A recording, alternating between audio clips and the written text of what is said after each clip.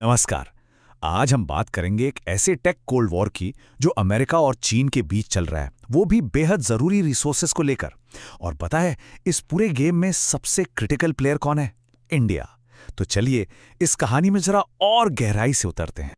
तो दुनिया एक टेक वॉर के बिल्कुल कगार पे खड़ी है। और सबसे बड़ा सवाल यही है कि भाई इंडिया क्या करेगा? क्या वो किसी एक का साथ देगा या फिर अपना ही कोई तीसरा रास्ता बनाएगा?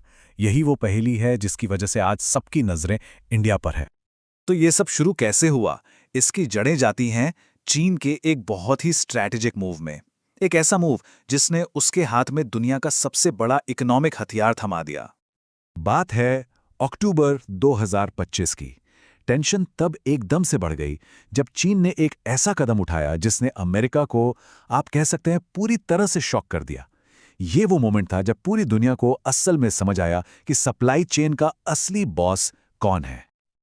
ये जो दिख रहा है, ये पूर्व राष्ट्रपति ट्रंप का वही धमकी भरा पोस्ट है ट्रूथ सोशल पर।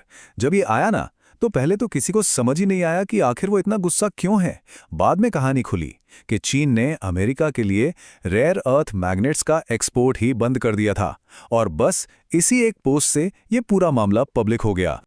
तो चीन के इस एक मूव का असर क्या हुआ अमेरिकी मार्केट पर? असर चौंकाने वाला था। रातों रात लगभग $1.5 ट्रिलियन का नुकसान। अभी जो इतना बड़ा नुकसान था ना, ये इस बात का पक्का सबूत था कि चीन ने अमेरिका की दुखती रग पर हाथ रख दिया है। चीन ने दिखा दिया था कि देखो क्रिटिकल सप्लाई चेन पर हमारा कितना कंट्रोल है। और जाहिर है इसी के बाद अमेरिका को जवाबी एक्शन लेने पर मजबूर होना पड़ा। तो चीन के इस डोमिनेंस को तोड़ने के लिए अमेरिका ने भी अपना एक बहुत बड़ा काउंटर प्लान बनाया। एक ऐसी एम्बिशियस स्ट्रैटेजी, एक ऐसा गठबंधन जो इस पूरे गेम के रूल्स को ही बदल सकता था। और इस काउंटर स्ट्रैटेजी का नाम भी बड़ा इंटरेस्टिंग है, पैक्स सिलिका, मतलब पीसफुल सिलिकन। ये अलायंस अमेरिका ने दिसंबर 2025 में शुरू किया, और इसका सीधा सा मकसद था सेमीकंडक्टर से लेकर एआई तक हर चीज के लिए एक सिक्योर और भरोसेमंद सप्लाई चेन बनाना। इस गठबंधन के जो फाउंडिंग मेंबर्स थे वो ये देश थे। अब अगर लिस्ट देखें तो साफ है, इसमें या तो इजराइल और साउथ कोरिया जैसे टेक्नोलॉजिकली बहुत एडवांस्ड देश हैं, या फिर स्ट्रेटेजिकली इंपॉर्टेंट पार्टनर्स। लेकिन इस पूरी लिस्ट में एक बहुत बड़ा नाम मिसिंग था।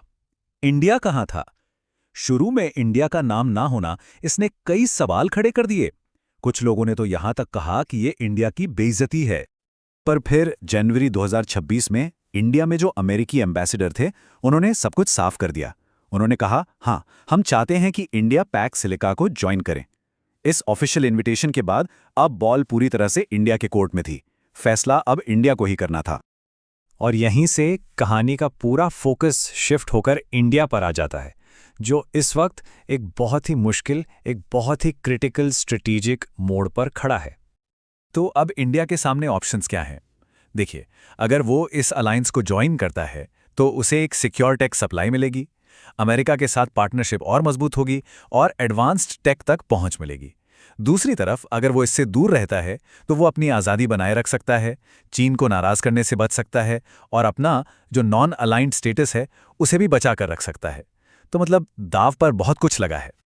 और इस पूरी सिचुएशन को और भी कॉम्प्लिकेटेड बनाती है एक सच्चाई, वो ये कि चीन पहले से ही इंडिया को क्रिटिकल मिनरल सप्लाई कर रहा है, पर एक शर्त के साथ कि इंडिया इन्हें किसी और देश को रीएक्सपोर्ट नहीं करेगा।